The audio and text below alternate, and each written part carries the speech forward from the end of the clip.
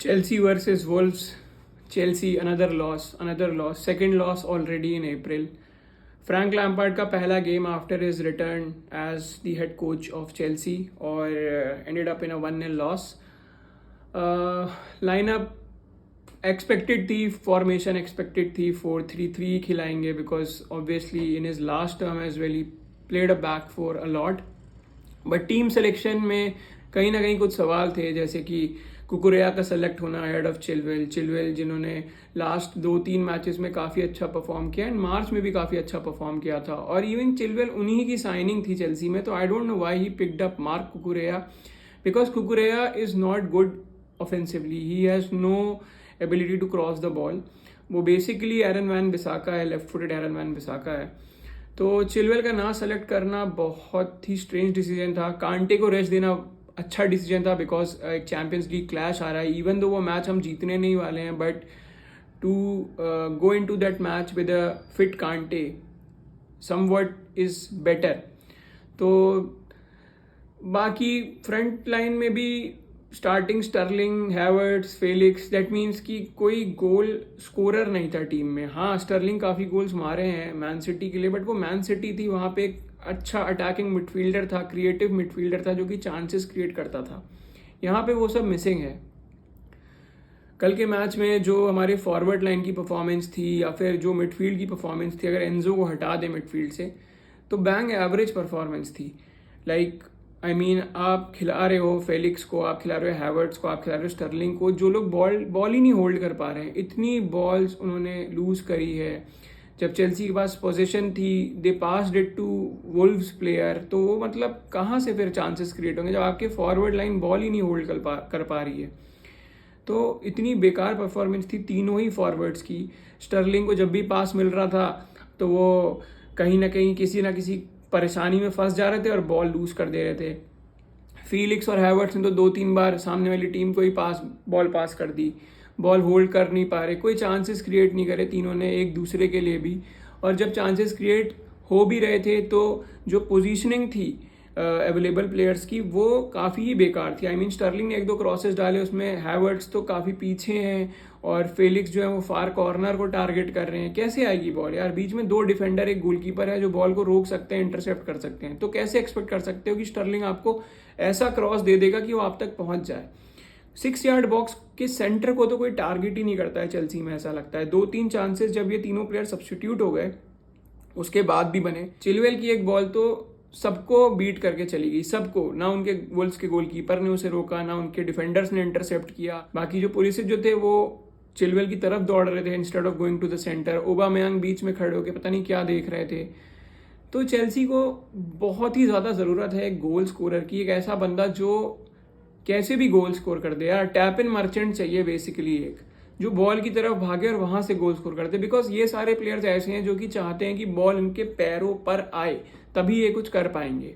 They will not move towards the ball. वो हमेशा यही चाहेंगे कि जो भी क्रॉस आ रहा है, जो भी थ्रू आ रहा है, वो उनके पैरों पर आए, बिल्कुल ऐसी पोजीशन पे आए कि वो वहां से इजीली गोल स्कोर कर सकते हैं. बट ऐसे नहीं चलता है, ऐसे कभी भी नहीं चलता है. आपको काफ़ी बार बॉल की तरफ जाना पड़ता है, आपका मूवमेंट अच्छा होना चाहिए, जो कि किसी भी प्लेयर में नहीं है. अभी चेल्सी के एक जैसे प्लेयर्स भरे हुए हैं और उसके वजह से हमने सिर्फ अभी तक 29 गोल्स मारे हैं. अर्लिंग हालैंड ने हमसे 1 गोल ज़्यादा मार दिया है प्रीमियर लीग में. पूरी टीम से ज़्यादा 1 गोल मार दिया उन्होंने प्रीमियर लीग में. इस गेम के लिए मेरा ब्लेम लैम्पार्ड को तो नहीं जाएगा, बिकॉज 2 दिन में कुछ ऐसा जादू की झड़ी तो नहीं थी उनके पास कि भाई वो सीधे कुछ अलग ही कर देते. नहीं, ये एक्सपेक्टेड था, ये एक्सपेक्टेड रिजल्ट था. बट लाइक वुल्व्स आए थे मैच से कुछ लेने के लिए और वो लेके गए.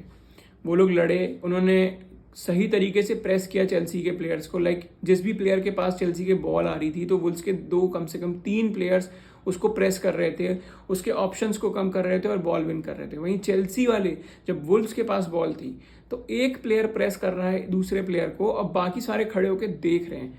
जब आप उसके ऑप्शंस को नहीं खत्म करोगे तो कैसे ही आप बॉल विन करोगे?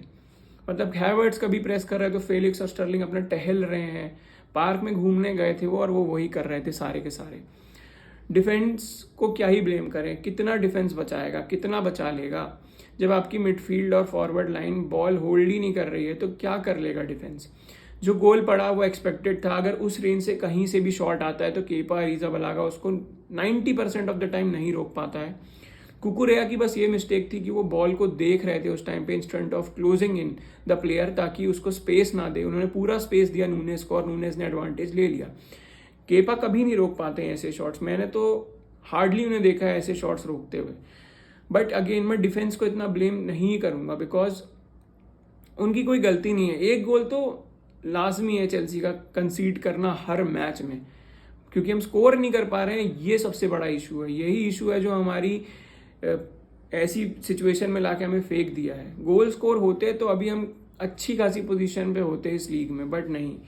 गोल स्कोरिंग रेयर ओकेजन है as a Chelsea fan to see your team score a goal. इस महीने तो अभी तक एक भी नहीं मारा है, 3 मैच हो गए हैं, 270 मिनट का गेम खेला जा चुका है, एक भी गोल नहीं स्कोर किया है। लास्ट महीना पहला महीना था जब 7 गोल स्कोर किए थे। तो अभी तो मतलब समझ में नहीं आ रहा है। मिड वीक में ऑब्वियसली कांटे will be in the team. I hope कुकुरेया की जगह चिलवेल को मौका दिया जाए, बट आई थिंक कुकुरेया भी खेल सकते हैं बिकॉज उधर हमारे पास और डिफेंसिव ऑप्शंस नहीं है। अगर हम बैक 3 खेलने जाते हैं तो ऑब्वियसली इट इज़ क्लियर कि फुफाना, कूलीबाली और कुकुरेया खेलेंगे बैक 3 में, बिकॉज अभी तक सिल्वा नहीं लौट के आए हैं। ट्रेवर चलोबा को पता नहीं खिलाया जाएगा नहीं, बट अगर फुफाना खेलेंगे तो चलोबा को नहीं खिलाया जाएगा। तो अगर बैक 3 जाते तो ऑब्वियसली कुकुरेया खेलेंगे ही खेलेंगे। इवन मैच के एंड में बैक 3 हो गया था, फुफाना और फुफाना नहीं, चलोबा, कूलीबाली, ये सब बैक 3 में आ गए थे। रीस जेम्स बैक 3 का हिस्सा बन गए थे, चिलवेल विंग बैक थे। बाकी मिडफील्ड में तो बहुत ही ख़राब सिचुएशन है। हमें एक ऐसा मिडफील्डर चाहिए जो या तो एंजो फर्नांडिस को अलाउ करे आगे जाना, या फिर खुद आगे जाए और चांसेस क्रिएट करे। कोवाचिच चांसेस नहीं क्रिएट कर पाते हैं। कोवाचिच की भी वही फाइनल थर्ड या में बिल्कुल ही बेकार डिसीजन मेकिंग है, बहुत बेकार डिसीजन मेकिंग है। कोई अच्छा पास मैंने नहीं देखा उन्हें देते हुए आज तक। बाकी तो कहीं से चांसेस क्रिएट करने का ऑप्शन ही नहीं है। चांसेस सिर्फ हमारे क्रिएट होते हैं तो वो रीस जेम्स और बेन चिलवेल के थ्रू होते हैं, या बीच बीच में कभी कभी एंजो कर देते हैं। बट एंजो को डिफेंसिव वर्क भी करना पड़ता है, तो क्या क्या कर लेगा एक ही बंदा। तो हमें 2 पोजीशन के प्लेयर चाहिए समर में। आई होप सबसे पहले कि हम 2 गेम जीत जाएं। 2 गेम जीत जाएंगे तो थोड़ा जो रेलीगेशन स्केयर है उससे दूर हो जाएंगे। अभी तक एवरेज अगर देखा जाए प्रीमियर लीग का तो उधर 36 पॉइंट्स चाहिए होते हैं to be safe from relegation. हमारे 39 है, बट इस बार इतना क्लोज कंपटीशन है फ्रॉम 12th टिल 20th, और हम 11th पे हैं। हम बस 8 ही पॉइंट आगे हैं, और शायद आज अगर दिन खत्म होगा या कल का दिन खत्म होगा तो हम लोग 5 पॉइंट ही आगे रह सकते हैं फ्रॉम 12th। तो काफ़ी मुश्किल है फ्रैंक लैम्पार्ड के लिए, बिकॉज जो फिक्सचर्स आ रहे हैं वो भी काफ़ी खतरनाक है।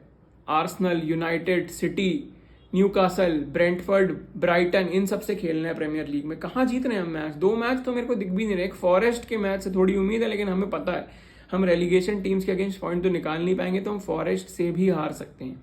तो मुझे तो उन 8 मैचेस में से एक भी मैच में कॉन्फिडेंस नहीं है कि हम पॉइंट स्कोर करेंगे, बट हमें करने पड़ेंगे बिकॉज वो नेसेसिटी है। चैम्पियंस लीग में बाहर हो जाएं, लिटरली बाहर हो जाएंगे तो भी मुझे फ़र्क नहीं पड़ेगा, क्योंकि अभी लीग की पोजीशन थोड़ी खतरनाक है। हाँ, बाकी टीम्स पे भी डिपेंड करता है, बट अपने को सेव करना ज़्यादा ज़रूरी ना। दूसरों पे डिपेंडेंट कब तक रहेंगे? तो मुश्किल होने वाली है फ्रैंक लैम्पार्ड के लिए। मेसन माउंट पता नहीं कब फिट होंगे। मे बी थोड़ा जो फ्रैंक लैम्पार्ड बॉल होती है वो मेसन माउंट के थ्रू ही होती है, जो भी होती है। तो अगर वो फिट हो जाते हैं ब्राइटन के गेम तक तो सही रहता है, थोड़ा देखने को मिलेगा उनको भी, क्योंकि उनकी प्यूबिक बोन की जो इंजरी थी जो उन्होंने फरवरी एंड में सस्टेन करी थी वो अभी तक फुली रिकवर नहीं हो पाए हैं, मैच फिट नहीं हुए हैं, और इसीलिए कल पूरे स्क्वाड से बाहर थे। देखते हैं, कुछ तो चेंजेस करने पड़ेंगे। आप जो फ्रंट 3 कल खिलाया था वो तो नहीं खिला सकते हैं किसी भी कीमत में। वो फ्रंट 3 बिल्कुल भी नहीं खेलना चाहिए। वो इनकॉम्पिटेंट फ्रंट 3 है, उनमें से कोई गोल स्कोरर नहीं है कि गोल स्कोर वहाँ असिस्ट नहीं हो रहे हैं यार, क्या ही गोल स्कोर करेंगे वो लोग। देखते हैं, ट्यूसडे को तो लगता है कम से कम 4-0 5-0 हो सकता है स्कोर, कम से कम।